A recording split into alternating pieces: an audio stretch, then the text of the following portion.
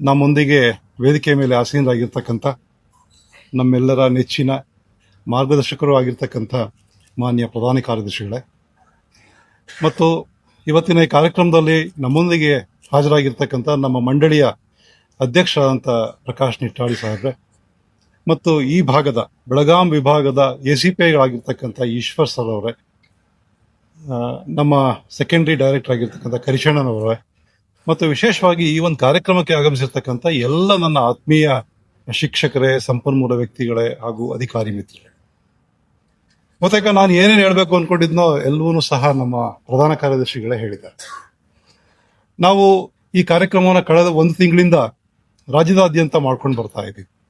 Actually first ನಮ್ಗೆ ಈ ರೀತಿ ಕಾರ್ಯಕ್ರಮ ಮಾಡಬೇಕು ಅಂತ ಅನಿಸಿದ್ದು ಹೈದರಾಬಾದ್ ಕರ್ನಾಟಕ ಭಾಗದಲ್ಲಿ ಅಲ್ಲಿಯ ACPI ಅವರು ಈ ರೀತಿ ಕಾರ್ಯಕ್ರಮವನ್ನು ಮಾಡಿದ್ರು. ಅವ್ರು ಏನ್ ಮಾಡಿದ್ರು ಅಂತ ಹೇಳಿದ್ರೆ, ಈಗ ನವೆಂಬರ್ವರೆಗೂ ಈಗಾಗಲೇ ಬಹುತೇಕ ಒಂದು 75 to 80% ಪೋರ್ಷನ್ಸ್ ಮುಗಿದೋಗಿತ್ತು. ಕಳೆದ ವರ್ಷದ ಫಲಿತಾಂಶವನ್ನ ವಿಶ್ಲೇಷಣೆ ಮಾಡಿ ಆ ವಿಭಾಗದಲ್ಲಿ ಮಕ್ಕಳು ಎಷ್ಟು ಜನ ಫೇಲ್ ಆಗಿದ್ದಾರೆ, ಯಾಕೆ ಫೇಲ್ ಆಗಿದ್ದಾರೆ, ನಾವು ಎಲ್ಲ ಮಕ್ಕಳನ್ನು ಪಾಸ್ ಮಾಡಿಸೋದಕ್ಕೆ ಏನ್ ಮಾಡಬೇಕು ಅಂತಕ್ಕಂಥ ಒಂದು ಕಮಿಟಿಯನ್ನ ಮಾಡಿ ಅದ್ರ ಬಗ್ಗೆ ವಿಶ್ಲೇಷಣೆ ಮಾಡಿ ಒಂದು ವರದಿ ಪಡ್ಕೊಂಡ್ಮೇಲೆ ಸೊ ಬಹುತೇಕ ವಿದ್ಯಾರ್ಥಿಗಳು ಫೇಲ್ ಆಗಿರ್ತಕ್ಕಂಥ ಯಾರಪ್ಪ ಅಂತ ಹೇಳಿದ್ರೆ C and C+ ಶ್ರೇಣಿಲಿ ಇದ್ದಾರಲ್ಲ, ಈಗ ಆ ತರ ಮಕ್ಕಳು ಫೇಲ್ ಆಗ್ತಾರೆ. ಸೊ ಈ ಮಕ್ಕಳಿಗೆ ಸ್ವಲ್ಪ ಪುಷ್ ಮಾಡಿದ್ರೆ, ಆ ಮಕ್ಕಳನ್ನ ಸ್ವಲ್ಪ ನಾವು ಕಾನ್ಸಂಟ್ರೇಟ್ ಮಾಡಿದ್ರೆ ಖಂಡಿತ ಅವ್ರನ್ನ ಪಾಸ್ ಮಾಡಿಸ್ಬೋದು. ಸೊ ಈ C and C+ ಶ್ರೇಣಿನಲ್ಲಿ ಇರ್ತಕ್ಕಂಥ ಮಕ್ಕಳು ಪಾಸ್ ಆಗೋದಕ್ಕೆ ಏನ್ ಮಾಡಬೇಕು, ಮಿನಿಮಮ್ ಪಾಸಿಂಗ್ ಪರ್ಸೆಂಟೇಜ್ ತಗೊಳ್ಳೋದಕ್ಕೆ ಏನ್ ಮಾಡಬೇಕು ಅಂತ ಹೇಳಿ ಅವರು ಮಿಷನ್ 45 ಅಂತಕ್ಕಂಥ ಒಂದು ಹೆಸರಿನಲ್ಲಿ ಅವರ ವಿಭಾಗದಲ್ಲಿ ಈ ಚಟುವಟಿಕೆಯನ್ನ ಪ್ರಾರಂಭ ಮಾಡಿದ್ರು. ನಮಗೂ ಸಹ ಅಲ್ಲಿ ಹೋಗ್ಲಿಕ್ಕೆ ಒಂದು ಅವಕಾಶ ಸಿಕ್ತು. ನಾವು ಮತ್ತೆ ಈಶ್ವರ್ ಸರ್ ಸಹ ಬಂದಿದ್ರು. ನಾವು ರಾಯಚೂರಲ್ಲಿ ನಾವೆಲ್ಲ ಭಾಗವಹಿಸಿದ್ವಿ ಮತ್ತು ಎಲ್ಲ ಟೀಚರ್ಸ್ನು ಸಹ ನಾವು ಭೇಟಿ ಮಾಡಿ ಪ್ರತಿ ಕ್ಲಾಸ್ ರೂಮಲ್ಲಿ ಸಬ್ಜೆಕ್ಟ್ ವೈಸ್ ಅವ್ರ ಜೊತೆ ಇಂಟ್ರಾಕ್ಟ್ ಮಾಡಿದಾಗ ನಿಜವಾಗ್ಲೂ ಇದೊಂದು ತುಂಬಾ ಉಪಯುಕ್ತವಾಗಿರ್ತಕ್ಕಂಥ ಒಂದು ಕಾರ್ಯಕ್ರಮ ಅಂತ ಹೇಳ್ಬಿಟ್ಟು ನಮ್ಗೆ ಅವಾಗ ಅನಿಸ್ತು. ಅವಾಗ ಇಮಿಡಿಯೇಟ್ ಆಗಿ ನಮ್ಮ ಪ್ರಧಾನ ಕಾರ್ಯದರ್ಶಿಗಳು ಸಹ ಇದನ್ನ ರಾಜ್ಯದಾದ್ಯಂತ ಮಾಡೋಣ ಅಂತ ಹೇಳಿ ಅವರು ಸೂಚನೆ ಕೊಟ್ಟರು.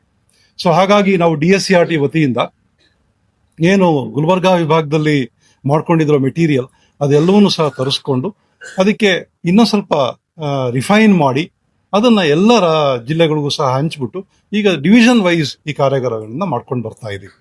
ನಮ್ದು ಮೈಸೂರು, ಬೆಂಗಳೂರು, ಗುಲ್ಬರ್ಗಾ ವಿಭಾಗದ ಈ ರೀತಿ ಕಾರ್ಯಾಗಾರ ಬಹುತೇಕ ಮುಗಿದೋಗಿದೆ. ಸೊ ಇನ್ನು ಉಳಿದಿರ್ತಕ್ಕಂಥ ವಿಭಾಗದ ಕಾರ್ಯಾಗಾರ ಇವತ್ತಿಂದ ಇಲ್ಲಿ ಪ್ರಾರಂಭವಾಗಿದೆ. ನಾಳೆ ದಿವಸನೂ ಸಹ ನಾವು ಹುಬ್ಬಳ್ಳಿನಲ್ಲಿ ಉಳಿದಿರ್ತಕ್ಕಂಥ ಜಿಲ್ಲೆಗಳ ಒಂದು ಕಾರ್ಯಾಗಾರವನ್ನು ನಡೆಸ್ತಾ ಇದ್ದೇವೆ. ಸೊ ಈ ಕಾರ್ಯಾಗಾರದಲ್ಲಿ ಬಹಳ ದೊಡ್ಡ ಪ್ರಮಾಣದಲ್ಲಿ ತಾವೆಲ್ಲರೂ ಸಹ ಬಂದಿದ್ದೀರಿ. ನಿಮ್ಮ ಜವಾಬ್ದಾರಿ ಬಹಳ ಮುಖ್ಯ. ನಾವು 1 ಗಂಟೆಯಲ್ಲಿ ಹೇಳ್ಬಿಟ್ಟು ಏನ್ ಮಾಡಬೇಕು ಅಂತ ಹೇಳ್ಬಿಟ್ಟು ಹೊರಟೋಗ್ತೀವಿ. ಆದ್ರೆ ಇದು ಆಕ್ಚುಲ್ ಆಗಿ ನಾವು ಇವತ್ತು ಏನೇನು ನಿಮ್ ಜೊತೆಯಲ್ಲಿ ಚರ್ಚೆ ಮಾಡ್ತೀವಿ ಈ ಎಲ್ಲ ಅಂಶಗಳನ್ನು ಸಹ ಟೀಚರ್ಸ್ಗೆ ತಲುಪಬೇಕು, ಅವ್ರ ಮೂಲಕ ವಿದ್ಯಾರ್ಥಿಗಳಿಗೆ ತಲುಪಬೇಕು. ಸೊ ಅವ್ರಿಗೆ ತಲುಪಿಸೋದಕ್ಕೆ ನೀವೇ ಸಾಧನ. ಸೊ ನೀವು ಕರೆಕ್ಟ್ ಆಗಿ ಅಲ್ಲಿ ಟ್ರೈನಿಂಗ್ ಅನ್ನ ಕೊಟ್ರೆ ಖಂಡಿತ ಈಗ ಏನ್ ನಾವು 100% ರಿಸಲ್ಟ್ ಅಚೀವ್ ಮಾಡಬೇಕು ಅಂತ ಹೇಳಿ ಪ್ಲಾನ್ ಮಾಡ್ಕೊಂಡಿದ್ದೀವಿ, ಅದು ಯಶಸ್ಸನ್ನಾಗೊಳಿಸ್ಲಿಕ್ಕೆ ಸಾಧ್ಯ. ಸೊ ಹಾಗಾಗಿ ನೀವೆಲ್ಲ ಏನ್ ಮಾಡಬೇಕು, ಸೊ ಇವತ್ತಿನ ಕಾರ್ಯಾಗಾರದಲ್ಲಿ 100% ಇನ್ವಾಲ್ವ್ ಆಗಿ ನಾವು ನಿಮ್ಗೆ ಏನೇ ಡೌಟ್ ಇದ್ರು ಸಹ ಬಗೆಹರಿಸ್ಕೊಂಡು ಇವತ್ತು ಏನೇನು ಹೇಳ್ತಾರೆ ನಮ್ಮ ಸಂಪನ್ಮೂಲ ವ್ಯಕ್ತಿಗಳು ಅಂತ ಹೇಳ್ಬಿಟ್ಟು ಈಗಾಗಲೇ ನಾವು ಐಡೆಂಟಿಫೈ ಮಾಡ್ಕೊಂಡಿದ್ದೀವಿ. ಆ ಎಲ್ಲ ಸಂಪನ್ಮೂಲ ವ್ಯಕ್ತಿಗಳು ಸುಮಾರು ಒಂದು 2 to 3 hours ನಿಮ್ ಜೊತೆಯಲ್ಲಿ ಇಂಟ್ರಾಕ್ಟ್ ಮಾಡ್ತಾರೆ. ಅದರಲ್ಲಿ ಹೇಗಿರುತ್ತೆ ಅಂತ ಹೇಳಿದ್ರೆ, ಈಗ ನಮ್ಗೆ ಉಳಿದಿರ್ತಕ್ಕಂಥದ್ದು ಕೇವಲ ಒಂದು 95 days ಅಷ್ಟೇ. ಪರೀಕ್ಷೆ ತುಂಬಾ ಬೇಗ ಹತ್ರ ಬರ್ತಾ ಇದೆ. ಸೊ ಈ ಉಳಿದಿರ್ತಕ್ಕಂಥ ಸಮಯದಲ್ಲಿ ಮಿನಿಮಮ್ ಪಾಸ್ ಆಗೋದಿಕ್ಕೆ ಪ್ರತಿ ಚಾಪ್ಟರ್ನಲ್ಲಿ ಏನ್ ಮಾಡಬೇಕು, ಪ್ರತಿ ವಿಷಯದ ಪ್ರತಿ ಚಾಪ್ಟರ್ನಲ್ಲಿ ಮಗುನ ಹೇಗೆ ಕಲಿಸ್ಬೇಕು ಅಂತಕ್ಕಂಥದ್ದನ್ನ ಅವರು ಪ್ಲಾನ್ ಮಾಡ್ಕೊಂಡಿದ್ದಾರೆ. ಸೊ ಅವರು ಅದನ್ನ ನಿಮ್ಮ ಮುಂದೆ ಮಂಡನೆ ಮಾಡ್ತಾರೆ. ಸೊ ಮಂಡನೆ ಮಾಡಿದ್ದಾದ್ಮೇಲೆ ನಿಮ್ಗೆ ಗೊತ್ತಾಗುತ್ತೆ, ಈಗ ಉದಾಹರಣೆಗೆ ಡಿಸೆಂಬರ್ ತಿಂಗಳಲ್ಲಿ ಯಾವ ಚಾಪ್ಟರ್ಸ್ಗೆ, ಉದಾಹರಣೆಗೆ ವಿಜ್ಞಾನದ ವಿಷಯದಲ್ಲಿ ಯಾವ ಚಾಪ್ಟರ್ಸ್ಗೆ ಡಿಸೆಂಬರ್ ತಿಂಗಳಲ್ಲಿ ನಾವು ಹೆಚ್ಚು ಒತ್ತನ್ನು ಕೊಡಬೇಕು, ನೆಕ್ಸ್ಟ್ ಜನವರಿಲಿ ಏನ್ ಮಾಡಬೇಕು, ಫೆಬ್ರವರಿಲಿ ಏನ್ ಮಾಡಬೇಕು ಅಂತ ಹೇಳ್ಬಿಟ್ಟು ಮಂತ್ ವೈಸ್ ಪ್ಲಾನ್ ಅನ್ನ ಅವರು ಹಾಕೊಂಡಿದ್ದಾರೆ. ಇದ್ರ ಜೊತೆಗೆ ವೆರಿ ಇಂಪಾರ್ಟೆಂಟ್ ಥಿಂಗ್, ಈಗ ಮೇಡಮ್ ಹೇಳ್ತಾ ಇದ್ರು ನಾವು ಬ್ಲೂ ಪ್ರಿಂಟ್ ಅನ್ನ ಬಿಟ್ಟಿದೀವಿ ಅಂತ ಹೇಳ್ಬಿಟ್ಟು. ಸೊ ಬ್ಲೂ ಪ್ರಿಂಟ್ ನಾವು ಹಿಂದೆನೂ ಸಹ ಬಿಡ್ತಾ ಇದ್ವಿ, ಬಟ್ ಅದೇನಾಗ್ತಾ ಇತ್ತು, ಬ್ಲೂ ಪ್ರಿಂಟ್ ನಮ್ದು ಥೀಮ್ ವೈಸ್ ಇರ್ತಿತ್ತು. ನಿಮ್ಗೆಲ್ಲ ಗೊತ್ತಿದೆ, ನಮ್ಮ ಎಲ್ಲಾ ಬ್ಲೂ ಪ್ರಿಂಟ್ ಥೀಮ್ ವೈಸ್ ಇರ್ತಿತ್ತು. ಆದ್ರೆ ಈ ಸಾರಿ ನಾವು ಬಿಟ್ಟಿರ್ತಕ್ಕಂಥ ಬ್ಲೂ ಪ್ರಿಂಟ್ ಅನ್ನ ನೀವು ನೋಡ್ಬೋದು, ಅದು ಚಾಪ್ಟರ್ ವೈಸ್. ಸೊ ಈ ರೀತಿ ಚಾಪ್ಟರ್ ವೈಸ್ ಕೊಟ್ಟಿರೋದ್ರಿಂದ ಶಿಕ್ಷಕರಿಗೆ ಏನ್ ಅನುಕೂಲ ಆಗುತ್ತೆ, ಸೊ ಚಾಪ್ಟರ್ ವೈಸ್ ಮಕ್ಕಳಿಗೆ ಯಾವ್ದ್ರ ಬಗ್ಗೆ ಹೆಚ್ಚಿನ ಒತ್ತು ಕೊಡಬೇಕು ಅಂತಕ್ಕಂಥದ್ದು ಗೊತ್ತಾಗುತ್ತೆ.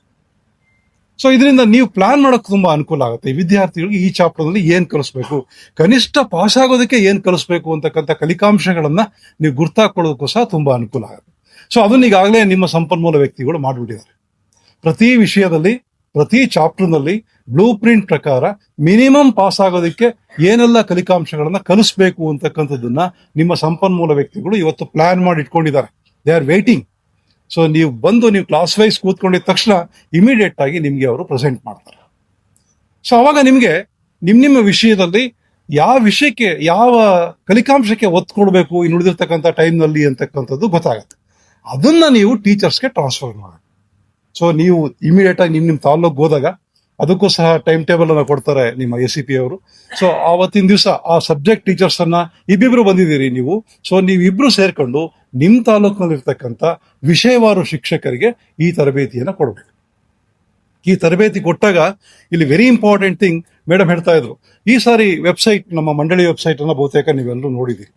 ನಾವು ಮೆಗಾ ಪೇರೆಂಟ್ ಟೀಚರ್ ಮೀಟಿಂಗ್ ಮಾಡಿದಾಗಲೂ ಸಹ ಬಹುತೇಕ ನಿಮ್ಮ ಶಾಲೆನಲ್ಲಿ ಅದಕ್ಕೆ ಸಂಬಂಧಪಟ್ಟಂತೆ ಇರ್ತಕ್ಕಂಥ ವಿಡಿಯೋಸ್ ಇರ್ಬೋದು, ಮತ್ತೆ ನಮ್ಮ ವೆಬ್ಸೈಟ್ ನಲ್ಲಿ ವಿಶೇಷವಾಗಿ ಸ್ಟೂಡೆಂಟ್ ಕಾರ್ನರ್ ಅಂತಕ್ಕಂಥ ಒಂದು ವಿಂಡೋನ ಹಾಕಿರ್ತಕ್ಕಂಥದ್ದು ಬಹುತೇಕ ನೀವೆಲ್ಲ ನೋಡಿರ್ತೀರಿ. ಇವತ್ತಿನ ದಿವಸ ಇನ್ನೊಮ್ಮೆ ನಿಮ್ಗಳಿಗೆ ನಮ್ಮ ಸಂಪನ್ಮೂಲ ವ್ಯಕ್ತಿಗಳು ಆ ಸ್ಟೂಡೆಂಟ್ ಕಾರ್ನರ್ ಅನ್ನ ಪರಿಚಯ ಮಾಡಿಸ್ಕೊಳ್ತಾರೆ. ಸೊ ಆ ಸ್ಟೂಡೆಂಟ್ ಕಾರ್ನರ್ ಅನ್ನು ನೋಡಿದ ತಕ್ಷಣ ನಿಮ್ಗೆ ಅದರಲ್ಲಿ ಎಲ್ಲ ಅಂಶಗಳು, ಈಗೇನು ಮೇಡಮ್ ತಮ್ಮ ಮುಂದೆ ಹೇಳ್ತಾ ಇದ್ರು, ಎಲ್ಲ ಅಂಶಗಳು ಅದರಲ್ಲಿದೆ. ಮೊದಲನೇದಾಗಿ ಬ್ಲೂ ಪ್ರಿಂಟ್ ಇದೆ, ವಿಷಯವಾರು ಬ್ಲೂ ಪ್ರಿಂಟ್ ಅನ್ನು ನಾವು ಅದ್ರಲ್ಲಿ ಹಾಕಿದೀವಿ. ಅದಾದ್ಮೇಲೆ ಪ್ರಿಪರೇಟರಿ ಎಕ್ಸಾಮಿನೇಷನ್ ಇನ್ನೇನು ಬರ್ತಾ ಇದೆ, ಈಗ ಜನವರಿ ಮೊದಲನೇ ವಾರದಲ್ಲಿ ಪ್ರಿಪರೇಟರಿ ಎಕ್ಸಾಮ್ ಸ್ಟಾರ್ಟ್ ಆಗ್ತಾ ಇದೆ. ಆ ದಿನಾಂಕಗಳನ್ನ ನಾವು ಈಗಾಗಲೇ ಸೂಚಿಸಿದೀವಿ. ಅದಾದ್ಮೇಲೆ ಮಾಡೆಲ್ ಕ್ವಶನ್ ಪೇಪರ್, ನಾವು 4 ಸೆಟ್ ಮಾಡೆಲ್ ಕ್ವಶನ್ ಪೇಪರ್ ಹಾಕಿದೀವಿ. ಶಾರ್ಟ್ಲಿ ಅದ್ರ ಕೀ ಆನ್ಸರ್ ಸಹ ಬಹುತೇಕ ಎಲ್ಲ ಬಂದಿದೆ. ಸೋಮವಾರದೊಳಗಡೆ ನಾವು ಅದು ಕೀ ಆನ್ಸರ್ಸ್ ಸಹ ಅಪ್ಲೋಡ್ ಮಾಡ್ತೀವಿ. ಸೊ ನಿಮ್ಗೆ ಅನುಕೂಲ ಆಗಲಿ ಅನ್ನೋ ಉದ್ದೇಶಕ್ಕೋಸ್ಕರ. ಸೊ ಆ ಮಾಡೆಲ್ ಕ್ವಶನ್ ಪೇಪರ್ ಅನ್ನು ಸಹ ಪರಿಚಯ ಮಾಡ್ಕೊಡ್ತಾರೆ ನಿಮ್ಗೆ ಅವರು. ಇದಲ್ಲದೆ ಬಹಳ ಹೇಳ್ತಾ ಇದ್ರು, ಆಕ್ಚುಲಿ ಈ ಸಾರಿ ಲೆಸನ್ ಬೇಸ್ಡ್ ಅಸೆಸ್ಮೆಂಟ್ ಮಾಡಿದೀವಿ ಅಂತ ಹೇಳ್ಬಿಟ್ಟು. ಇದು ತುಂಬಾ ಒಳ್ಳೆ ಕಾನ್ಸೆಪ್ಟ್. ಲೆಸನ್ ಬೇಸ್ಡ್ ಅಸೆಸ್ಮೆಂಟ್ ನಾವೇನ್ ಮಾಡ್ತಾ ಇದ್ವಿ, 2-3 ಚಾಪ್ಟರ್ ಆದ್ಮೇಲೆ ನಾವು ಫಾರ್ಮೇಟಿವ್ ಅಸೆಸ್ಮೆಂಟ್ ಅನ್ನ ಮಾಡ್ತಾ ಇದ್ವಿ ನಮ್ಮ CCE ಬಂದ್ಮೇಲಿಂದ. ಸೊ ಈಗೇನ್ ಮಾಡ್ತಾ ಇದೀವಿ, ಪ್ರತಿ ಚಾಪ್ಟರ್ಲ್ಲೂ ಸಹ ಕನಿಷ್ಠ 20 ಅಂಕಗಳಿಗೆ ನೀವು ಲೆಸನ್ ಬೇಸ್ಡ್ ಅಸೆಸ್ಮೆಂಟ್ ಅನ್ನ ಮಾಡ್ತಾ ಇದ್ವಿ. ಆ ಲೆಸನ್ ಬೇಸ್ಡ್ ಅಸೆಸ್ಮೆಂಟ್ ಪೋರ್ಟಲ್ ಸಹ ಇದೆ. ಅದರಲ್ಲಿ ಬಹಳ ದುಃಖಕರವಾದ ವಿಷಯ ಏನಂತ ಹೇಳಿದ್ರೆ, ಬಹಳಷ್ಟು ಸ್ಕೂಲ್ಗಳಲ್ಲಿ ಇನ್ನೂ ಸಹ ಅದನ್ನ ಅಪ್ಲೋಡ್ ಮಾಡಿಲ್ಲ. ಅದೊಂದು ದಯಮಾಡಿ ನಿಮ್ಮ ಶಾಲೆಗಳು, ಮತ್ತೆ ನೀವೇ ನೆಕ್ಸ್ಟ್ ಟ್ರೈನಿಂಗ್ ಕೊಡ್ತೀರಿ, ಆ ಟ್ರೈನಿಂಗ್ ಕೊಡೋ ಸಂದರ್ಭದಲ್ಲಿ ಎಲ್ಲ ಟೀಚರ್ಸ್ಗೂ ಹೇಳಿ ಆ ಲೆಸನ್ ಬೇಸ್ಡ್ ಅಸೆಸ್ಮೆಂಟ್ ಅಲ್ಲಿ ಏನು ಅವರು ನಮೂದು ಮಾಡಿದ್ದಾರೆ ಅವೆಲ್ಲವನ್ನೂ ಸಹ ಅವರು ಅಪ್ಲೋಡ್ ಮಾಡೋದಕ್ಕೆ ತಿಳಿಸಿ. ಸೊ ಲೆಸನ್ ಬೇಸ್ಡ್ ಅಸೆಸ್ಮೆಂಟ್ ಮಾಡೋದ್ರಿಂದ ಏನಾಗುತ್ತೆ ಅಂತ ಹೇಳಿದ್ರೆ, ಆ ಲೆಸನ್ ಬೇಸ್ಡ್ ಅಸೆಸ್ಮೆಂಟ್ ಆ ಪ್ರತಿ ಚಾಪ್ಟರ್ ನಲ್ಲಿ ಮಗು ಎಷ್ಟು ಕಲ್ತಿದೆ, ಏನೇನು ಕಲ್ತಿಲ್ಲ ಅಂತಕ್ಕಂಥದ್ದು ಇಂಡಿವಿಜುವಲ್ ಚೈಲ್ಡ್ ಅಟೆನ್ಷನ್ ಕೊಡೋದಕ್ಕೆ ನಮಗೆ ತುಂಬಾ ಅನುಕೂಲ ಆಗುತ್ತೆ. ಸೊ ಆ ಲೆಸನ್ ಬೇಸ್ಡ್ ಅಸೆಸ್ಮೆಂಟ್ ಈಗಾಗಲೇ ನೀವು ಮಾಡ್ಕೊಂಡು ಬಂದಿರೋದ್ರಿಂದ, ಫಾರ್ಮೇಟಿವ್ ಅಸೆಸ್ಮೆಂಟ್ ಮಾಡ್ಕೊಂಡು ಬಂದಿರೋದ್ರಿಂದ, ಮತ್ತೆ ಇನ್ನೊಂದು ಈ ವರ್ಷ ವಿಶೇಷವಾಗಿ ಸಮೇಟಿವ್ ಅಸೆಸ್ಮೆಂಟ್ 1 ಅನ್ನು ಸಹ ನಾವು ಬೋರ್ಡಿಂದಲೇ ಮಾಡಿದ್ವಿ. ಸೊ ಅದರದ್ದು ಅನಾಲಿಸಿಸ್ ಅನ್ನು ನೋಡಿದಾಗಲೂ ಸಹ ನನಗೇನು ಅಷ್ಟೊಂದು ಫಲಿತಾಂಶ ಚೆನ್ನಾಗಿದೆ ಅಂತ ಅನ್ನಿಸ್ತಿಲ್ಲ. ಅವಾಗಲೂ ಸಹ ಆಲ್ಮೋಸ್ಟ್ 70% ರಿಸಲ್ಟ್ ಅಷ್ಟೇ ಇದ್ದಿದ್ದು. Summative assessment across the state percentage ತೆಗೆದುಕೊಂಡಾಗ ಓನ್ಲಿ 70% ಆಫ್ ಸ್ಟೂಡೆಂಟ್ಸ್ ಅಷ್ಟೇ ಪಾಸ್ ಆಗಿರ್ತಕ್ಕಂಥ ಗಮನಿಸಿದ್ವಿ. ಸೊ ನೋಡಿ, ಇನ್ನೂ ನಮ್ಮ ಪ್ರಿಪರೇಷನ್ ಎಷ್ಟು ಮಟ್ಟಿಗೆ ಆಗಬೇಕು ಅಂತಕ್ಕಂಥದ್ದು ತೋರಿಸುತ್ತೆ. ಸೊ ಇವೆಲ್ಲವನ್ನೂ ಸಹ ಇಟ್ಕೊಂಡು ನೀವು school wise, subject wise analysis ಮಾಡಿಕೊಂಡು ಕಲಿಕೆಯಲ್ಲಿ ಹಿಂದುಳಿದಿರ್ತಕ್ಕಂಥ ಮಕ್ಕಳನ್ನ ಗುರುತಿಸ್ಕೋಬೇಕಾಗತ್ತೆ. ಬಹುತೇಕ ಈಗ ಎಲ್ಲ ಶಾಲೆಯಲ್ಲೂ ಸಹ ಅವರವರ ವಿಷಯದಲ್ಲಿ ಕಲಿಕೆಯಲ್ಲಿ ಹಿಂದುಳಿದಿರ್ತಕ್ಕಂಥ ಮಕ್ಕಳನ್ನ ಈಗಾಗಲೇ ಗುರುತಿಸ್ಕೊಂಡಿರ್ತಾರೆ. ಸೊ ಆ ಗುರುತಿಸ್ಕೊಂಡಿರ್ತಕ್ಕಂಥ ಮಕ್ಕಳಿಗೆ ನಾವೇನ್ ಸ್ಟೂಡೆಂಟ್ ಕಾರ್ನರ್ ಅಲ್ಲಿ ಹೇಳಿದೀವಿ, ಇವೆಲ್ಲ ಅಂಶಗಳನ್ನು ಅವ್ರ ಜೊತೆಯಲ್ಲಿ ಚರ್ಚೆ ಮಾಡ್ಬೇಕು. ಮತ್ತೆ ಇನ್ನೊಂದು ಬಹಳ ಮುಖ್ಯವಾಗಿರ್ತಕ್ಕಂಥ ಅಂಶ, ಟೀಚರ್ಸ್ ಅವರು ಪೇರೆಂಟ್ಸ್ ಜೊತೆಯಲ್ಲೂ ಸಹ ಚರ್ಚೆ ಮಾಡ್ತಾರೆ. ಪೇರೆಂಟ್ಸ್ ಗೊತ್ತಿರ್ಬೇಕು ಈ ವರ್ಷ ಆ 10th ಸ್ಟ್ಯಾಂಡರ್ಡ್ ಓದ್ತಾ ಇರ್ತಕ್ಕಂಥ ಮಕ್ಕಳು ಎಲ್ಲಿ ಕಲಿತಾ ಇಲ್ಲ, ಮತ್ತೆ ಇನ್ನು ಉಳಿದಿರ್ತಕ್ಕಂಥ 3 ತಿಂಗಳಲ್ಲಿ ಆಸ್ ಎ ಪೇರೆಂಟ್ ನನ್ನ ಜವಾಬ್ದಾರಿ ಏನು ಅಂತಕ್ಕಂಥದ್ದನ್ನ ಆ ಟೀಚರ್ಸ್ ಪೇರೆಂಟ್ಸ್ಗಳ ಜೊತೆನಲ್ಲಿ ಮೀಟಿಂಗ್ ಮಾಡಿ ತಿಳಿಸ್ಬೇಕಾಗಿರ್ತಕ್ಕಂಥ ಒಂದು ಜವಾಬ್ದಾರಿ ಸಹ ಇದೆ. ಇದನ್ನ ನೀವು ನೆಕ್ಸ್ಟ್ ಟ್ರೈನಿಂಗ್ ಹೋದ ಸಂದರ್ಭದಲ್ಲಿ ಪ್ರತಿ ಟೀಚರ್ಗೂ ಸಹ ಹೇಳಿ ಅವ್ರಿಗೆಲ್ರಿಗೂ ಸಹ ಏನೇನ್ ಮಾಡ್ಬೇಕು ಅಂತಕ್ಕಂಥ ಒಂದು ಪಟ್ಟಿನ ನೀವು ಅವ್ರಿಗೆ ಹೇಳ್ಬೇಕಾಗತ್ತೆ. ಸೊ ರಿಸಲ್ಟ್ 100%, ಇದು ಮುಖ್ಯವಾಗಿ ನೀವು ತಿಳ್ಕೊಬೇಕಾಗಿರ್ತಕ್ಕಂಥ ಬಹಳ ಮುಖ್ಯವಾಗಿರ್ತಕ್ಕಂಥ ಅಂಶ. ಜೊತೆಗೆ ನಾನು ಕಳೆದ ವರ್ಷದ ಈ 4 ಜಿಲ್ಲೆಗಳ ಫಲಿತಾಂಶವನ್ನು ನೋಡ್ತಾ ಇದ್ದೆ. ಈ ಬೆಳಗಾಂ ಮತ್ತು ಚಿಕ್ಕೋಡಿ ಎಕ್ಸಾಮಿನೇಷನ್ 1ರಲ್ಲಿ ಫಲಿತಾಂಶ ಬಂದಿದ್ದು ಕೇವಲ 62%. ಹಾಗೇನೆ ನಮ್ಮ ಸಿರ್ಸಿ ಮತ್ತು ಕಾರವಾರ ಈ ಜಿಲ್ಲೆಗಳಲ್ಲಿ 80-83% ಫಲಿತಾಂಶ ಬಂದಿದೆ. ಸೊ ಒಟ್ಟಾರೆ ನಾನು ಇವತ್ತಿನ ಸ್ಟ್ಯಾಟಿಸ್ಟಿಕ್ಸ್ ಅನ್ನ ನಮ್ಮ ಬೋರ್ಡ್ ಅಲ್ಲಿ ರಿಜಿಸ್ಟ್ರೇಷನ್ ಏನ್ ನಡೀತಾ ಇದೆ ಸ್ಟ್ಯಾಟಿಸ್ಟಿಕ್ಸ್ ಅನ್ನ ನೋಡಿದಾಗ ಲಾಸ್ಟ್ ಇಯರ್ ಸುಮಾರು 1,20,000 ವಿದ್ಯಾರ್ಥಿಗಳು ಫೇಲ್ ಆಗಿತ್ತು. ಸೊ 1,20,000 ಫೇಲ್ ಕ್ಯಾಂಡಿಡೇಟ್ ಅಲ್ಲಿ ರಿಪೀಟರ್ಸ್ ಈ ವರ್ಷ ಇದುವರೆಗೂ ರಿಜಿಸ್ಟರ್ ಆಗಿರ್ತಕ್ಕಂಥ ಸಂಖ್ಯೆ ಕೇವಲ 66,000.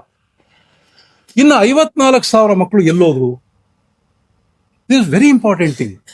54,000 ಮಕ್ಕಳು OYC ಆಗೋಗ್ಬಿಟ್ಟು ಮುಂದಕ್ಕೆ ಹೋಗ್ತಲೇ ಇಲ್ಲ. ಅವ್ರ ಸೋಷಿಯಲ್ ಲೈಫ್ ಅನ್ನ ಕಳ್ಕೊಳ್ತಾರೆ. ಒಂದು ಆಂಟಿ ಸೋಷಿಯಲ್ ಎಲಿಮೆಂಟ್ ಆಗೋದಕ್ಕೆ ಇದೇ ಮುಖ್ಯ ಕಾರಣ ಆಗ್ತದೆ. ಸೊ ಅದರಿಂದ ಅದನ್ನ ಅವಾಯ್ಡ್ ಮಾಡಬೇಕು ಅಂತ ಹೇಳಿದ್ರೆ ನಮ್ ಜೊತೆ ಇರ್ತಕ್ಕಂಥ ಪ್ರತಿ ಮಗುನೂ ಪಾಸ್ ಆಗ್ಬೇಕು. ಸೊ ಈ ವರ್ಷ ನಮ್ ಗುರಿ ಪ್ರತಿ ಮಗುನೂ ಸಹ ಪಾಸ್ ಮಾಡಿಸ್ತಕ್ಕಂಥ. ಸೊ ಈ 54,000 ಮಕ್ಕಳನ್ನ ಎಲ್ಲಿ ಕರ್ಕೊಂಡ್ಬರೋದು ಇವಾಗ? ಸೊ ಅದರಿಂದ ಮುಂದಿನ ವರ್ಷ ಯಾವುದೇ ಕಾರಣಕ್ಕೂ ಈ ರೀತಿ ಆಗ್ಬಾರ್ದು, ಅದು ನಿಮ್ ಗಮನದಲ್ಲಿರಲಿ. ಮತ್ತೆ ಇನ್ನೊಂದು ಅಂಶ, ಈಗ ಸ್ಯಾಟ್ಸ್ ಅಲ್ಲಿ ಇರ್ತಕ್ಕಂಥ ಸಂಖ್ಯೆಗೂ ಆಕ್ಚುಯಲ್ ರಿಜಿಸ್ಟ್ರೇಷನ್ ಆಗಿರ್ತಕ್ಕಂಥ ಸಂಖ್ಯೆಗೂ ಸುಮಾರು 30,000 ವ್ಯತ್ಯಾಸ ಇದೆ. ಇಡೀ ಸ್ಟೇಟ್. ನಾನು ಬೇಕಾದ್ರೆ ಸ್ಕೂಲ್ ವೈಸ್ ಡೇಟಾನೇ ಕೊಡ್ತೀನಿ. ನಿಮ್ಮ BEOs, ನಿಮ್ಮ ನೋಡಲ್ ಆಫೀಸರ್ಸ್ಗೆಲ್ಲ ಲಾಗಿನ್ ಅಲ್ಲೇ ಅದು ಲಭ್ಯ ಇದೆ. ಅಂದ್ರೆ 30,000 ಮಕ್ಕಳು ಎಲ್ಲೋದ್ರು? ರಿಜಿಸ್ಟ್ರೇಷನ್ ಆಗಿಲ್ವಲ್ಲ. ಸೊ ಇದು ಪ್ರತಿಯೊಂದು ಸಹ ತುಂಬಾ ಯೋಚನೆ ಮಾಡಬೇಕಾಗಿರ್ತಕ್ಕಂಥ ವಿಷಯ. ಅಂದ್ರೆ ಈ ಮಕ್ಕಳು ಎಲ್ಲಿ ಹೋಗ್ತಾ ಇದ್ದಾರೆ ಅಂತಕ್ಕಂಥ. ಅದರಿಂದ ಪ್ರತಿ ಮಗುನೂ ಸಹ ಮುಖ್ಯ ನಮಗೆ. ನೀವು ನಾಳೆ ಟ್ರೈನಿಂಗ್ ಕೊಡೋ ಸಂದರ್ಭದಲ್ಲಿ ಟೀಚರ್ಸ್ಗೆಲ್ಲ ಗಮನಕ್ಕೆ ತರಬೇಕು. ಅವ್ರ ಸ್ಕೂಲಲ್ಲಿ 30 ಜನ ಇದ್ರೆ 30 ಜನನು ಎವ್ರಿ ಡೇ ಸ್ಕೂಲ್ಗೆ ಬರ್ತಾ ಇದಾರಾ ಇಲ್ವಾ ನೋಡ್ಬೇಕು. 30 ಜನನು ಸಹ ಯಾವ ತರ ಕಲಿಕೆಯನ್ನು ಮುಂದುವರಿತಾ ಇದ್ದಾರೆ ಅಂತಕ್ಕಂಥದ್ದನ್ನ ನೋಡ್ಬೇಕು. ಪ್ರತಿ ಮಗುನು ಸಹ ಟ್ರ್ಯಾಕ್ ಮಾಡ್ಬೇಕು. ಅದು ಬಹಳ ಮುಖ್ಯವಾಗಿರ್ತಕ್ಕಂಥ ಅಂಶ. ಸೊ ಅದರಿಂದ ಏನ್ ರಿಜಿಸ್ಟ್ರೇಷನ್ ಇನ್ನೂ ಆಗ್ಬೇಕಾಗಿದೆ, ದಯಮಾಡಿ ನಿಮ್ಮ ಟೀಚರ್ಸ್ ಹೇಳಿ. ಇನ್ನೂ ಸಹ ನಾವು 15 ದಿವಸ ಎಕ್ಸ್ಟೆಂಡ್ ಮಾಡ್ತೀವಿ ಬೇಕಾದ್ರೆ ರಿಜಿಸ್ಟ್ರೇಷನ್ ಅನ್ನ. ಈ ಉಳಿದಿರ್ತಕ್ಕಂಥ 66,000 ರಿಪೀಟರ್ಸ್ ಏನಿದ್ದಾರೆ ಅವ್ರನ್ನೂ ಸಹ ಎಕ್ಸಾಮಿನೇಷನ್ ಕಟ್ಟಿ ಪಾಸ್ ಆದ್ರೆ, ಯಾಕೆಂದ್ರೆ ಈಗ ಪಾಸ್ ಮಾಡೋದಕ್ಕೆ ಬಹಳ ಸುಲಭ. ನಿಮ್ಗೆಲ್ಲ ಗೊತ್ತಿದೆ, ಸರ್ಕಾರ ಈ ವರ್ಷ 35% ಇಂದ 33% ಇಳಿಸಿದೆ. ಅದರಲ್ಲೂ internal external put together. So ಇದೊಂದು ಅವಕಾಶವನ್ನ ಬಳಸ್ಕೊಂಡು ಈ ರಿಪೀಟರ್ಸ್ ಪಾಸ್ ಆದ್ರೆ ಅಷ್ಟು ಜನ ವೇಸ್ಟ್ ಆಗುತ್ತಪ್ಪ. ದಯಮಾಡಿ ಇದೊಂದನ್ನು ಸಹ ನೀವು ನೆಕ್ಸ್ಟ್ ತಾಲೂಕ್ ಲೆವೆಲ್ ಟ್ರೈನಿಂಗ್ ಕೊಡುವಂತ ಸಂದರ್ಭದಲ್ಲಿ ಆ ಟೀಚರ್ಸ್ ಹೇಳಿ, ಅವರವರ ಶಾಲೆ ವ್ಯಾಪ್ತಿನಲ್ಲಿ ಲಾಸ್ಟ್ ಟೈಮ್ ಎಕ್ಸಾಮಿನೇಷನ್ ಫೇಲ್ ಆಗಿ ಈ ವರ್ಷ ರಿಪೀಟರ್ ಆಗಿ ಕಟ್ಟದಲ್ಲೇ ಇರ್ತಕ್ಕಂಥ ವಿದ್ಯಾರ್ಥಿಗಳನ್ನ ದಯಮಾಡಿ ಐಡೆಂಟಿಫೈ ಮಾಡಿ ಅವ್ರ ಕಡೆನಲ್ಲಿ ರಿಜಿಸ್ಟ್ರೇಷನ್ ಅನ್ನ ಮಾಡಿಸಿ ಅಂತ ಹೇಳಿ. ಆಕ್ಚುಲಿ ಈ ವರ್ಷ ರಿಜಿಸ್ಟ್ರೇಷನ್ ಅನ್ನ ರೆಗ್ಯುಲರ್ ರಿಪೀಟರ್ಸ್ ಮತ್ತು ಪ್ರೈವೇಟ್ ಫ್ರೆಷರ್ಸ್ ಏನಿದೆ ನಾವು ಅದನ್ನ ಆನ್ಲೈನ್ ಮಾಡ್ಬಿಟ್ಟಿದ್ವಿ. ಸೊ ಇದು ಆನ್ಲೈನ್ ಮಾಡಿದ್ರಿಂದ ಎಷ್ಟು ಬೆನಿಫಿಟ್ ಆಯ್ತು ಅಂತ ಹೇಳಿದ್ರೆ, ಪ್ರತಿ ವರ್ಷ ನಾರ್ಮಲಿ ಒಂದು 18,000 ಜನ ಪ್ರೈವೇಟ್ ಕ್ಯಾಂಡಿಡೇಟ್ಸ್ ನಮ್ಗೆ ಎಕ್ಸಾಮ್ ಕೊಟ್ಟರು. ಆದ್ರೆ ಈ ವರ್ಷ 24,000 ಜನ ಪ್ರೈವೇಟ್ ಕ್ಯಾಂಡಿಡೇಟ್ಸ್ ಎಕ್ಸಾಮಿನೇಷನ್ ಕಟ್ಟಿದ್ದಾರೆ. ಅಂದ್ರೆ ಪ್ರತಿ ವರ್ಷಕ್ಕಿಂತ ಒಂದು 5,000 to 6,000 ಜನ ಹೆಚ್ಚು ವಿದ್ಯಾರ್ಥಿಗಳು SLC ಎಕ್ಸಾಮಿನೇಷನ್ ಒಂದು ಆಗ್ಬಿಡ್ತು ಅಂತ ಹೇಳಿದ್ರೆ ಮುಂದೆ ಅವ್ನ ಜೀವನ ರೂಪಿಸ್ಕೊಳ್ತಾನ, ಅವ್ನಿಗೆ ಏನಾದ್ರು ಒಂದು ಅವಕಾಶ ಸಿಗುತ್ತೆ ಅವನ ಲೈಫಲ್ಲಿ. ಸೊ ಅದಕ್ಕೋಸ್ಕರ ಯಾರೇ ವಿದ್ಯಾರ್ಥಿ ಇದ್ರು ಸಹ ನಿಮ್ ಗಮನದಲ್ಲಿದ್ರೆ ಅವ್ರನ್ನ SLC ಎಕ್ಸಾಮಿನೇಷನ್ ಕಟ್ಟೋದಕ್ಕೆ ಪ್ರೇರೇಪಿಸ್ಬೇಕು ನೀವು. ಈ ಶಾಲೆ ಬಿಟ್ಟ ಮಕ್ಕಳನ್ನ ಆ ಪೇರೆಂಟ್ಸ್ ಅನ್ನ ಭೇಟಿ ಮಾಡೋದ್ರ ಮೂಲಕ ಅವರು ಪ್ರೇರೇಪಣೆ ನೀಡಿ 10th ಸ್ಟ್ಯಾಂಡರ್ಡ್ಗೆ ಕರ್ಕೊಂಡ್ಬರ್ಬೇಕು. ಸೊ ಇವೆಲ್ಲವೂ ಸಹ ಜವಾಬ್ದಾರಿನ ನೆಕ್ಸ್ಟ್ ನೀವು ಟ್ರೈನಿಂಗ್ ಕೊಡೋ ಸಂದರ್ಭದಲ್ಲಿ ಅರ್ಧ ಗಂಟೆ ಈ ತರ ಪಾಯಿಂಟ್ಸ್ ಮಾಡ್ಕೊಂಡು ನೀವು ನಮ್ಮ ಟೀಚರ್ಸ್ ಹೇಳಿದ್ರೆ ಅಟ್ಲೀಸ್ಟ್ ಅವ್ರ ಸ್ಕೂಲ್ ವ್ಯಾಪ್ತಿನಲ್ಲಿ ಅದನ್ನ ಕಾನ್ಸಂಟ್ರೇಟ್ ಮಾಡಿ ಎಲ್ಲ ಮಕ್ಕಳು ಸಹ SLC ಎಕ್ಸಾಮಿನೇಷನ್ ಬರೀಲಿಕ್ಕೆ ಅನುಕೂಲ ಆಗ್ತದೆ. ಇದು ಬಹಳ ಮುಖ್ಯವಾಗಿ ನಾವು ಗಮನಿಸಬೇಕಾಗಿರ್ತಕ್ಕಂಥ ಒಂದು ಅಂಶ. ಈಗಾಗಲೇ ನಮ್ಮ ಪ್ರಧಾನ ಕಾರ್ಯದರ್ಶಿಗಳು ಹೇಳ್ತಾ ಇದ್ರು, ನಾವು ಈ ವರ್ಷ 3 ಪ್ರಿಪರೇಟರಿ ಎಕ್ಸಾಮಿನೇಷನ್ ಮಾಡ್ತಾ ಇದ್ದೀವಿ. ಸೊ ಬ್ಲೂ ಪ್ರಿಂಟ್ ಬಗ್ಗೆನೂ ಸಹ ಹೇಳ್ತಾ ಇದ್ರು, ಅದ್ರ ಬಗ್ಗೆ ಮಂಡಳಿನೇ ತಿಳಿಸ್ಬೇಕು ಅಂತ ಹೇಳಿ. ನಮ್ಮ ಕ್ವಶನ್ ಪೇಪರ್ ಏನಿದೆ, ಮಾಡೆಲ್ ಕ್ವಶನ್ ಪೇಪರ್ಸ್ ಏನಿದೆ, ಅವೆಲ್ಲವೂ ಸಹ ಬ್ಲೂ ಪ್ರಿಂಟ್ ಆಧಾರಿತವಾಗೇ ಇದೆ. ಬಹುತೇಕ ನೀವೆಲ್ಲ ನೋಡಿದಿರಿ, ಮತ್ತೆ ಟ್ಯಾಲಿ ಮಾಡಿದಿರಿ. ಒಂದೊಂದು ಮಾರ್ಕ್ಸ್ ಸಹ ಅದೇ ಚಾಪ್ಟರ್ ಅಲ್ಲೇ ಬಂದಿದೆಯಾ ಇಲ್ವಾ ಅಂತಕ್ಕಂಥದ್ದನ್ನು ಸಹ ನೀವು ನೋಡಿದಿರಿ. ಯಾಕೆಂದ್ರೆ ನಾವು ಅಕ್ರಾಸ್ ದಿ ಸ್ಟೇಟ್ ತಿರುಗಾಡಿದಾಗ ಟೀಚರ್ಸ್ ಎಲ್ಲ ಹೇಳಿದ್ರು, ಕರೆಕ್ಟ್ ಇದೆ ಸರ್, ಬ್ಲೂ ಪ್ರಿಂಟ್ ಪ್ರಕಾರನೇ ಬಂದಿದೆ ಅಂತಕ್ಕಂಥ. ಸೊ ಅದೇ ಬ್ಲೂ ಪ್ರಿಂಟ್ ಪ್ರಕಾರನೇ ಪ್ರಿಪರೇಟರಿ ಎಕ್ಸಾಮಿನೇಷನ್ ಇರ್ತದೆ ಮತ್ತು ಆನ್ಯುಯಲ್ ಎಕ್ಸಾಮಿನೇಷನ್ ಸಹ ಇರ್ತದೆ. ಅಲ್ಲಿ ಯಾವುದೇ ರೀತಿಯಲ್ಲಿ ಮೇಡಮ್ ಹೇಳಿದಾಗೆ ನಾವು ಗೂಗ್ಲಿ ಹಾಕೋದು, you will not do any such things. So ಹಾಗಾಗಿ ನಾವು ಬ್ಲೂ ಪ್ರಿಂಟ್ ಏನಿದೆ ಅದ್ರ ಪ್ರಕಾರ ನಮ್ಮ ಪರೀಕ್ಷೆಗಳು ನಡೀತದೆ. ಇದನ್ನ I am confirming this to hear ನಿಮ್ಗೆ. ಅದನ್ನ ನೀವು ಸಹ ನಿಮ್ ಟೀಚರ್ಸ್ ಕೇಳಬೇಕು, ಮಕ್ಕಳಿಗೆ ಗೊತ್ತಾಗ್ಬೇಕು.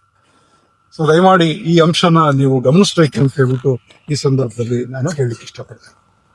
ಇದ್ರ ಜೊತೆನಲ್ಲಿ ಇವತ್ತು ನಡೀತಾ ಇರ್ತಕ್ಕಂಥ ಈ ಒಂದು ವರ್ಕ್ಶಾಪ್ ಅಲ್ಲಿ ನೀವು ವಿಷಯವಾರು ಕನಿಷ್ಠ ಅಂಕಗಳನ್ನ ಗಳಿಸೋದು ಹೇಗೆ ಅಂತಕ್ಕಂಥ ತಿಳಿಸೋದ್ರ ಜೊತೆಗೆ ಪ್ರತಿ ಮಗು ಟ್ರ್ಯಾಕ್ ಮಾಡೋದು ಹೇಗೆ ಅಂತಕ್ಕಂಥದ್ದನ್ನು ಸಹ ಟ್ರ್ಯಾಕಿಂಗ್ ಸಿಸ್ಟಮ್ ಅನ್ನು ಸಹ ನಿಮ್ಗೆ ಹೇಳ್ತಾರೆ. ಯಾವ ರೀತಿ ಪ್ರತಿ ಮಗುನ ಮಾರ್ಚ್ 18ನೇ ತಾರೀಕುವರೆಗೂ ಆ ಮಗು ಎಕ್ಸಾಮಿನೇಷನ್ ಬರೋವರೆಗೂ ಸಹ ಟ್ರ್ಯಾಕ್ ಮಾಡಬೇಕು ಅಂತಕ್ಕಂಥ ಒಂದು ಪ್ಲಾನ್ ಸಹ ನಮ್ಮ ಸಂಪನ್ಮೂಲ ವ್ಯಕ್ತಿಗಳು ಮಾಡ್ಕೊಂಡಿದ್ದಾರೆ. ಸೊ ಈ ಎಲ್ಲವನ್ನೂ ಸಹ ನೀವು ಏನ್ ಸಂಪನ್ಮೂಲ ವ್ಯಕ್ತಿಗಳಾಗಿ ಬಂದಿದ್ದೀರಿ, ನಾನು ಹೇಳಿರ್ತಕ್ಕಂಥ ಎಲ್ಲ ಅಂಶಗಳನ್ನು ಗುರ್ತು ಹಾಕೊಂಡು ನೀವು ಟೀಚರ್ಸ್ಗೆ ಇದೆಲ್ಲವನ್ನೂ ಸಹ ಹೇಳ್ಬೇಕಾಗುತ್ತೆ. ಸೊ ಫಲಿತಾಂಶ 45+ ಅಂದ್ರೆ ಇದು 45+ ಅಂತಕ್ಕಂಥದ್ದು ಯಾರು ಫೇಲ್ ಆಗ್ತಾರೆ ಅಂತ ವಿದ್ಯಾರ್ಥಿಗಳನ್ನ ಗುರುತಿಸಿ ಕನಿಷ್ಠ 45 ಅಂಕ ಬರೋ ರೀತಿಯಲ್ಲಿ ನಾವು ಕ್ರಮ ತೆಗೆದುಕೋಬೇಕಾಗುತ್ತೆ. ಸೊ 100ಕ್ಕೆ 100 ಬರ್ತಕ್ಕಂಥ ವಿದ್ಯಾರ್ಥಿ ಬಗ್ಗೆ ನಾವು ಯೋಚನೆ ಮಾಡೋದು ಬೇಕಿಲ್ಲ. ಅವ್ನು ಖಂಡಿತ ಬಂದೇ ಬರ್ತಾರೆ. ಅವ್ನು ಸ್ವಲ್ಪ ಪುಷ್ ಕೊಟ್ಬಿಟ್ರೆ 100/100 ಖಂಡಿತ ತೆಗಿತಾರೆ. ಸೊ ಆ ವಿದ್ಯಾರ್ಥಿಗಳು ಅವ್ರ ಪಾಡಿ ಅವ್ರು ಓದ್ಕೊಂಡು ಹೋಗ್ತಾರೆ.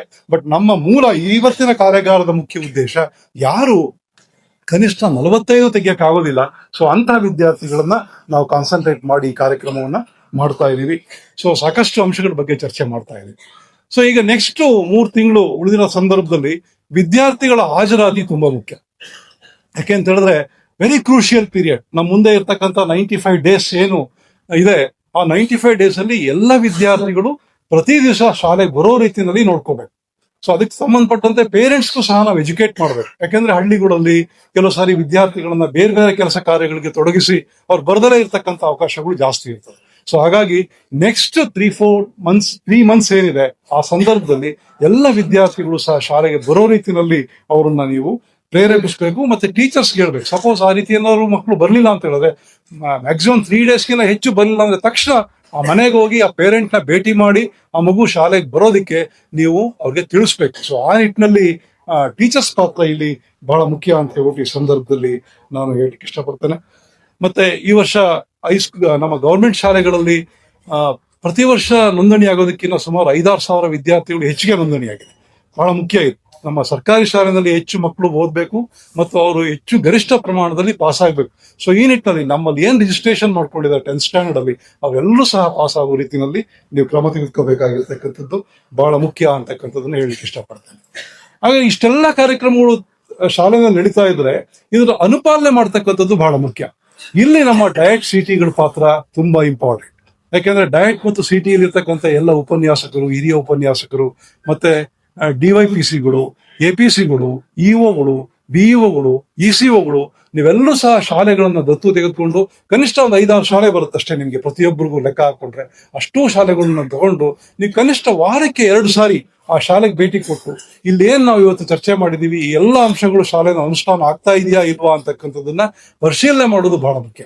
ಹಾಗೇನೆ ನಾವು ಎಲ್ಲೋದು ಸಹ DCCOಗಳನ್ನು ಸಹ ಆಹ್ವಾನಿಸ್ತಿದ್ವಿ. ಯಾಕಂದ್ರೆ ಅವರು ಡಿಸ್ಟ್ರಿಕ್ಟ್ ಲೆವೆಲ್ ಅಲ್ಲಿ ಸೂಪರ್ವೈಸ್ ಮಾಡಲಿ ಅನ್ನೋ ಉದ್ದೇಶದಿಂದ. ಸೊ ಅವರು ಸಹ ಖಂಡಿತ ನಿಮ್ಗಳಿಗೆ ಡಿಸ್ಟ್ರಿಕ್ಟ್ ಲೆವೆಲ್ ಅಲ್ಲಿ ಸೂಪರ್ವೈಸ್ ಮಾಡ್ತಾರೆ. ಬಟ್ ನಮ್ಮ ಡಯಟ್ ಸಿಟಿಯಲ್ಲಿ ಅವರು ನಿಮ್ದೇ ಆದ ಒಂದು ಕ್ರಿಯಾ ಯೋಜನೆಯನ್ನ ಮಾಡಿಕೊಂಡು ನಿಮ್ಮ ಜಿಲ್ಲೆ ವ್ಯಾಪ್ತಿನಲ್ಲಿ ಬರ್ತಾ ಇರತಕ್ಕಂಥ ಎಲ್ಲ ಶಾಲೆಗಳಿಗೂ ಸಹ ಭೇಟಿ ಕೊಟ್ಟು 100% ಪ್ರತಿ ಶಾಲೆಗಳಲ್ಲೂ ಸಹ ಫಲಿತಾಂಶ ಬರೋ ರೀತಿಯಲ್ಲಿ ಕ್ರಮ ತೆಗೆದುಕೋಬೇಕು ಅಂತ ಹೇಳ್ಬಿಟ್ಟು ಈ ಸಂದರ್ಭದಲ್ಲಿ ಹೇಳ್ತಾ ಸಾಕಷ್ಟು ಅಂಶಗಳ ಬಗ್ಗೆ ನಾವು ಈಗಾಗಲೇ ಚರ್ಚೆ ಮಾಡಿದೀವಿ. ಇನ್ನೂ ಸಹ ಮಾನ್ಯ ಶಿಕ್ಷಣ ಸಚಿವರು ಸಹ ನಮಗೆ ಸಾಕಷ್ಟು ಸಲಹೆಗಳನ್ನ ನೀಡಲಿದ್ದಾರೆ. ಈ ಸಂದರ್ಭದಲ್ಲಿ ನಿಮ್ ಜೊತೆನಲ್ಲಿ 4 ಮಾತಾಡ್ಲಿಕ್ಕೆ ಅವಕಾಶ ಮಾಡಿಕೊಟ್ಟಿದ್ದಕ್ಕಾಗಿ ನಿಮ್ಗೆಲ್ರಿಗೂ ವಂದಿಸಿ ನಾನು ಮಾತನ್ನು ಮುಗಿಸ್ತೇನೆ. ನಮಸ್ಕಾರ.